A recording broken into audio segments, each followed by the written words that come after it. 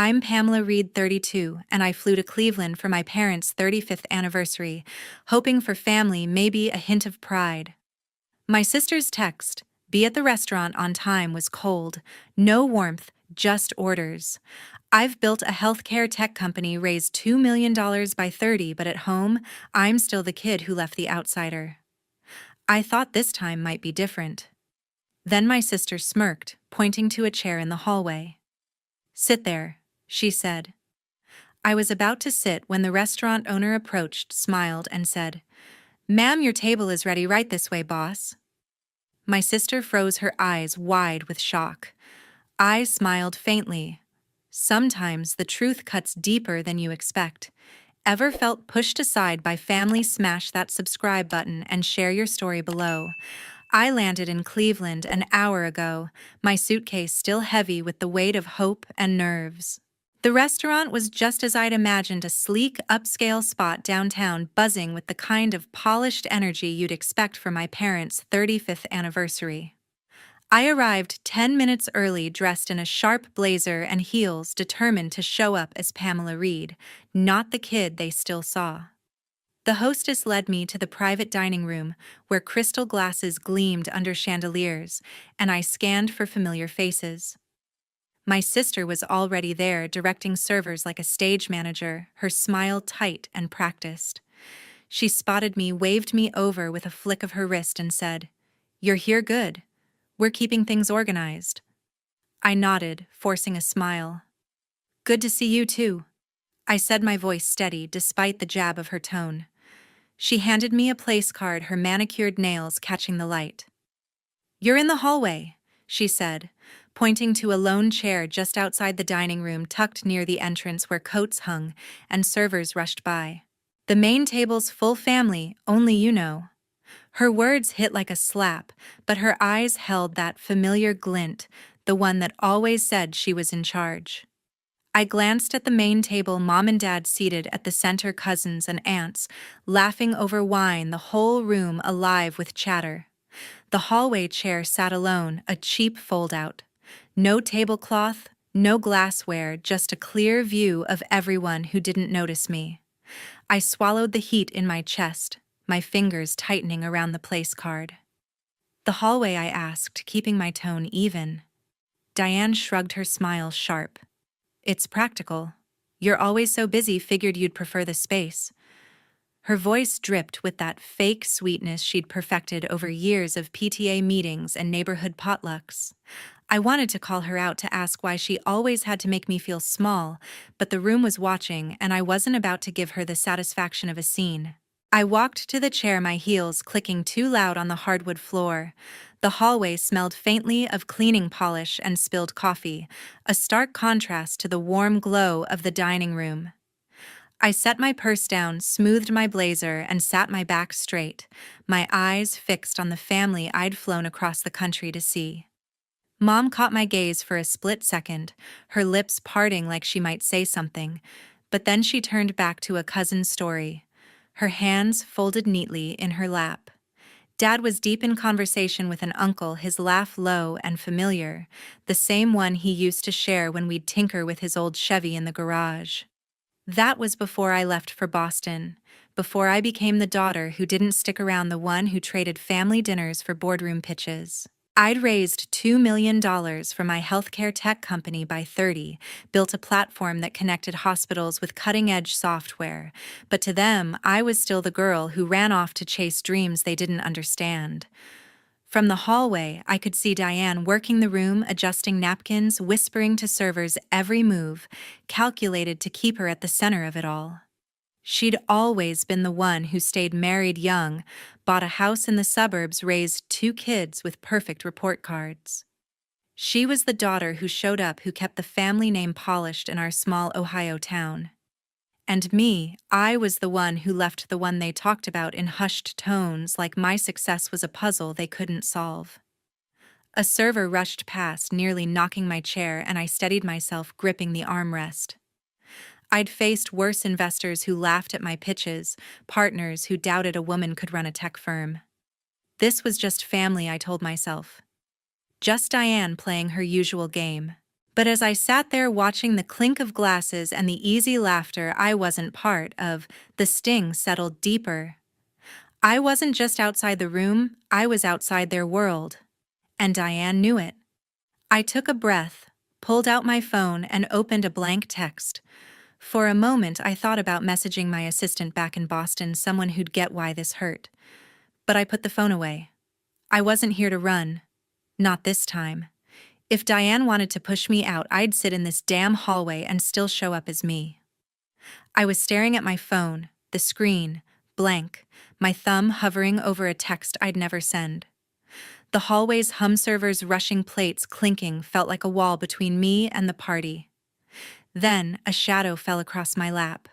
A young woman in a crisp black uniform stood there holding a plate of appetizers, her smile soft but curious. "Hey, you okay out here?" she asked, her voice cutting through the noise. "I'm fine," I said, forcing a grin, though my grip on the phone betrayed me. She set the plate on the armrest of my chair, a small act of kindness that hit harder than it should have. "I'm Natalie," she said, adjusting her name tag. "Figured you might be hungry, stuck out here." I glanced at the plate shrimp skewers neatly arranged, still steaming. "Thanks, Natalie," I said, my voice softer than I meant. She didn't rush off like the other servers. Instead, she leaned against the wall, her ponytail swinging slightly. "Rough night?" she asked, her tone light, but not prying. I shrugged, picking up a skewer. "Family stuff. You know how it is." "Oh, I get it," she said, laughing quietly. "My cousins act like I'm invisible unless they need something. You here for the big anniversary party?" I nodded, glancing toward the dining room where Mom's laugh floated over the chatter. "My parents' 35th. I flew in from Boston for it." "Boston? That's cool," Natalie said, her eyes lighting up. "I'm trying to get there myself one day. I'm in nursing school, well, part-time, saving up to finish. I want to work in healthcare tech, maybe build apps for patient care." I froze mid-bite, the shrimp suddenly forgotten. "Healthcare tech?" I asked, my interest spiking. "That's my field. I run a company that builds software for hospitals." "No way," Natalie's jaw dropped, her grin wide and genuine. "You're like living my dream." "What's it like? I mean, building something like that from scratch." Her excitement was contagious, pulling me out of the fog I'd been in. "It's tough," I said, leaning forward. "Long hours, skeptical investors, but when you see a hospital use your software to save time or lives, it's worth it." "What kind of apps are you thinking about?" She hesitated, like she wasn't used to being asked. "Something simple, maybe, for tracking patient vitals in real time." I had this idea in class. Hospitals lose so much time on paperwork. I want to fix that. I nodded, impressed. "That's smart. Real-time data's a game changer. You ever look into coding frameworks for that?" "Not yet," she admitted, her cheeks flushing. "I'm still learning Python, but it's slow going with work and school." "Keep at it," I said, meaning it. I started with Python too. Took me years to get my first prototype working, but it paid off. "You got a good head start." Natalie beamed, her shoulders relaxing. "Thanks. That means a lot coming from someone who's actually done it." She glanced at the dining room, then back at me. "So why are you out here? You don't strike me as the hallway type." I laughed, a sharp sound that surprised me. "My sister's call. She's got a thing for keeping me in my place." Natalie's brow furrowed, but she didn't push. "That's rough. My sister's the same, always acting like she's the boss of me. But you seem like you run your own show." Her words landed like a lifeline. I'd been sitting here feeling like the kid who didn't belong, but Natalie saw something else. "I try," I said, my voice steadying. "Doesn't always feel that way around family, though." "I hear you," she said, straightening up as a server called her name from the dining room. "Look, I gotta get back, but I'll swing by with more food later. Don't let them get to you." "Okay, I won't," I said, managing a real smile this time. She gave me a quick nod and headed back to the party, her steps light but purposeful. I leaned back in the chair, the shrimp skewer still in my hand, and took a slow breath. For the first time since I sat down, I didn't feel completely alone. Natalie's words echoed in my head. Someone out here saw me, not the outsider my family made me out to be. But as I glanced at the dining room where Diane was still holding court, I knew this night was far from over. I picked at the shrimp skewer. Natalie left the plate balanced awkwardly on my knee. Her words had given me a moment's warmth, but the hallway's chill crept back in. The dining room's noise, laughter, clinking glasses spilled through the open door just a few feet away, loud enough for me to catch every word. Then I heard my cousin Sharon, her voice sharp and smug. "Pamela's doing her own thing, I guess," she said, the kind of tone you use when you're trying to sound kind but aren't. I leaned forward, my chair creaking in the dim hallway. Sharon was at the main table, too far for me to see her face, but her voice carried clear as day. "She's working some tech job, right? Probably just tinkering with apps for local clinics, nothing big." My grip tightened on the skewer. A few cousins laughed, and an uncle's low chuckle hit me like a punch. They didn't even look toward the hallway, didn't notice me sitting here. My blazer pressed my heels, still polished from the flight. Sharon kept going, her words slicing deeper. She always had these grand ideas, but dropping college for that sounds like a long shot to me. I bit my lip hard. I didn't drop out. I graduated early, built a healthcare tech company from scratch, secured $2 million in funding by 30. My software was in hospitals nationwide, saving time, saving lives. But to them, I was just the dreamer who left Cleveland for nothing. I wanted to march in there, set them straight, but my legs wouldn't move. I'd tried explaining before, and it never stuck. Diane's voice slipped in smooth as silk. "That's Pamela for you," she said, her tone dripping with fake concern. "Always going her own way, even if it's unconventional." The table burst into laughter, louder than before, and my chest tightened. Diane wasn't just letting them talk, she was steering it, twisting my life into a story that fit her narrative. I could picture her at the head of the table, her pearl necklace catching the light, her smile practiced and perfect. She'd done this for years, holiday dinners, family picnics, always framing me as the reckless one, the sister who didn't belong. From the hallway, I caught a glimpse of Mom through the open door. She nodded along to Sharon's words, her smile stiff, like she wasn't sure whether to speak up. Dad sat quietly, his fork hovering over his plate, his eyes fixed downward. Neither of them corrected. Sharon didn't mention the Forbes article about my company, the award I'd won last year. To them, I was still the girl who ran off, who didn't fit their small-town mold. Sharon lowered her voice, but it still reached me. "I checked her company's website," she said, like it was some big reveal. "Looks slick, but half those tech startups crash and burn. Bet she's barely getting by." Another cousin chimed in, her tone playful but cutting. "Yeah, probably living on ramen and energy drinks, coding all night." The laughter hit me harder than I expected, each word a reminder of how little they knew. I'd built something real, something that mattered, but in their eyes, I was a failure waiting to happen. Diane's voice came again, softer, almost pitying. "She'll come around eventually. Some people just need to learn the hard way."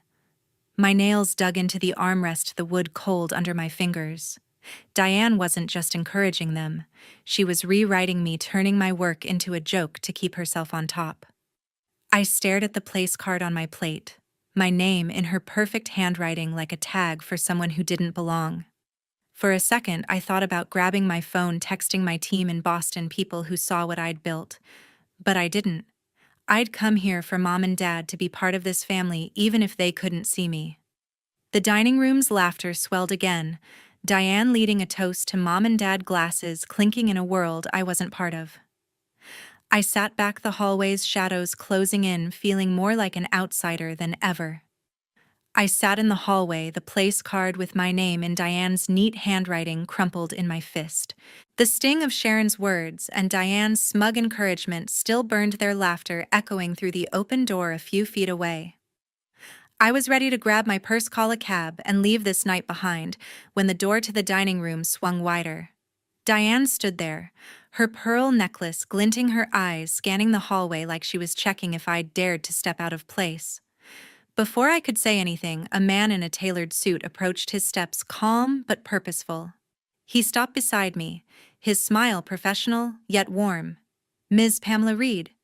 he asked, his voice clear and steady. "That's me," I said, my voice catching as I dropped the place card. Diane's gaze snapped to the man, her brow furrowing. "I'm Paul Grant, the restaurant manager," he said, offering a firm handshake. Then he raised his voice slightly enough to carry through the open door. "Ma'am, your table is ready right this way, boss." The word landed like a bomb. The dining room went quiet, the clink of glasses and chatter stopping dead. Diane froze in the doorway, her face paling, her wineglass trembling in her hand. I glanced past her and saw Sharon's jaw drop, her auburn hair catching the light as her smugness vanished. The cousins exchanged stunned glances, their earlier jokes about my failed startup crumbling. Mom's hand flew to her mouth, her eyes wide with shock. Dad just stared, his fork hovering his face, a mix of surprise and something I couldn't read. I stood, my heels clicking on the hardwood, my heart pounding with a mix of pride and hurt. Paul gestured toward the dining room, his tone unwavering. "We've reserved a spot for you at the main table," he said, loud enough for the room to hear. "Your investment in our chain has been a game changer, Ms. Reed. We're honored to have you here." Diane stepped aside, her face still pale, her eyes locked on me like she was seeing a stranger. I followed Paul into the room, every eye on me, the silence heavy. Sharon fidgeted with her napkin, her cheeks flushed. The cousins avoided my gaze, their laughter replaced by awkward coughs. Paul pulled out a chair next to Mom, and I sat, the warmth of the main table a sharp contrast to the hallway's chill. Paul faced the room, his voice steady. "Ms. Reed's company transformed how we operate," he said. "Her investment helped us open 3 new locations, including this one. We wouldn't be here without her vision." A few guests clapped, the sound hesitant, breaking the tension. Mom grabbed my hand, her fingers shaking. "Pamela, you never told us," she whispered, her voice thick with pride and confusion. I squeezed her hand, my throat tight. "How do you explain years of being dismissed, of being the odd one out?" Dad cleared his throat, his eyes meeting mine for a moment. "That's something," he said, his voice gruff, almost approving. But he looked away, back to his plate, and the moment slipped. Diane hadn't moved from the doorway, her glass now set down, her hands clenched at her sides. Her eyes burned into me, a flicker of jealousy cutting through her shock. She'd spent the night framing me as the reckless dreamer, and now the truth had unraveled her narrative. I wanted to feel victorious, but the ache in my chest lingered. This recognition, this seat at the table, should have felt like a triumph, but it only highlighted how far apart we were. Paul gave me a nod, his smile genuine. "Enjoy the evening, boss," he said softly, then headed toward the kitchen. The room stirred back to life, conversations restarting in low murmurs. Sharon muttered something about "that's impressive" to a cousin, but it sounded forced. Diane finally moved, sitting back at the table, her movements stiff like she was trying to reclaim control. I leaned back in my chair, Mom's hand still warm in mine, but my eyes drifted to the hallway where I'd sat alone. The word boss echoed in my head, a badge of what I'd built, but also a reminder of everything they'd never understood. The dining room buzzed with forced chatter, the clink of glasses a thin cover for the tension left by Paul's announcement. I sat at the main table, Mom's hand still warm in mine, but Diane's silence across the table was louder than the party. Her eyes hadn't met mine since I'd taken my seat. Her face tight, her movements sharp as she pushed food around her plate. I couldn't stay there, pinned under their stares, their half-hearted compliments. When I saw Diane slip toward the lounge area, I excused myself, my heels clicking as I followed her, my heart pounding with words I'd held back too long. The lounge was quiet, a small space with plush chairs and dim lighting away from the party's noise. Diane stood by a mirror adjusting her necklace, her reflection catching me as I stepped in. She turned her lips curling into that practiced smile, but it didn't reach her eyes. "Pamela," she said, her voice clipped. "Enjoying your moment?" I stopped a few feet away, my hands clenched at my sides. "What was that out there, Diane?" I asked, my voice low but steady. "You spent the whole night making me sound like a failure. Why?" She raised an eyebrow, her smile fading. "Don't be dramatic," she said, turning back to the mirror. "I didn't say anything that wasn't true. You left Pamela. You chose your life over family." Her words hit like a slap, but I didn't flinch. "I built something," I said, stepping closer. "A company that's saving lives, Diane. 2 million in funding contracts with hospitals. And you told them I'm scraping by chasing dreams that won't last." Diane's hands froze on her necklace, her eyes meeting mine in the mirror. For a second I thought she'd deny it, but she turned her face hard. "You think you're better than us?" she said, her voice sharp. "You waltz in here after years away acting like you're above everyone." "I stayed, Pamela. I kept this family together while you were off playing CEO." My chest burned, anger rising like a tide. "Playing CEO," I snapped, my voice shaking. "I worked nights, weekends, begged investors who laughed in my face. I built something real, and all you've done is tear it down. Why, Diane? Why can't you just be happy for me?" She crossed her arms, her eyes narrowing. "Happy for you," she said, her voice dropping to a hiss. "You have no idea what it's like. Do you? Watching you get all the attention, the articles, the awards. I've been here holding mom and dad's hands, planning their lives while you get called boss by strangers." Her words hung heavy, raw, and unguarded. She was jealous not just of tonight, but of everything I'd built. I waited, my breath shallow, expecting an apology, a hint of regret. But Diane just stared, her jaw tight, her silence louder than any words. "You're jealous," I said, my voice barely above a whisper. "That's it, isn't it? You can't stand that I made it, that I didn't need your approval to do it."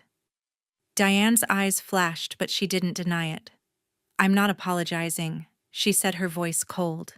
"You chose to leave. You don't get to come back and expect us to bow down." The air felt thick, my anger boiling over. "I didn't want you to bow," I said, my voice rising. "I wanted you to see me, Diane. To see what I've done, not twist it into some story that makes you feel better. You put me in the hallway, let Sharon and everyone else talk like I'm nothing. And now you stand here admitting you're jealous, but you won't even say you're sorry." She looked away, her fingers twisting the edge of her sleeve. "You don't understand," she muttered. "You've always been the one who got away with everything." I laughed, a sharp, bitter sound. "Got away with everything? I fought for every inch of my life, Diane. You could have asked, could have called, could have cared. But you didn't. You made me the outsider, and I'm done letting you." Her face softened for a split second, like she might say something real, but then her mask snapped back. She straightened, her voice flat. "Fine, be the big shot. But don't expect me to cheer for it." I stood there, my heart racing, my hands trembling. I wanted to scream, to shake her until she saw me, not the sister she resented, but the woman who'd built a life despite her. But the words caught in my throat, heavy with years of hurt. I turned, my heels loud against the floor, and walked out, leaving Diane in the lounge, her reflection alone in the mirror. A month after the party, I sat at a corner table in a Cleveland coffee shop, the hum of espresso machines filling the air. Mom had called me last week, her voice soft, but urgent, begging for a chance to fix things. I'd flown back from Boston not because I believed in reconciliation, but because I couldn't say no to her.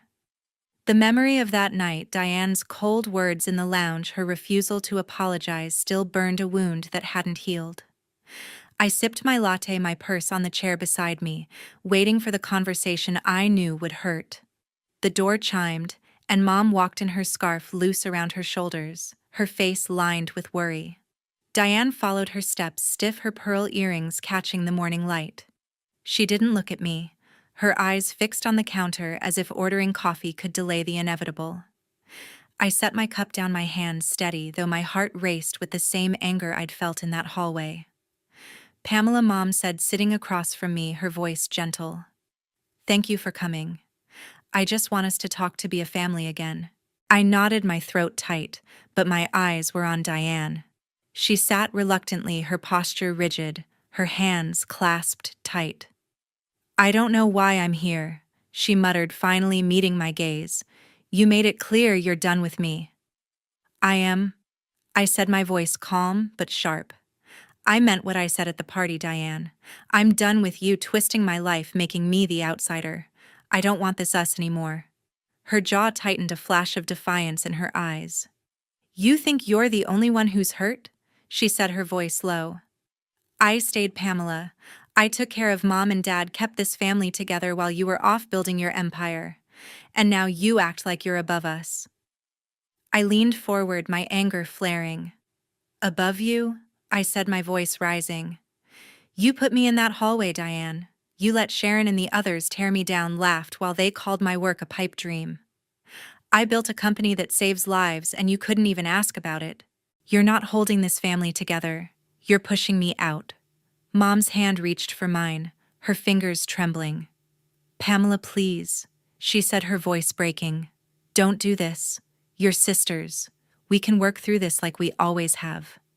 I looked at her, my chest aching. Her eyes were pleading, her face etched with the hope that I could stay, that we could be whole again. "Mom, I love you," I said softly, my voice wavering.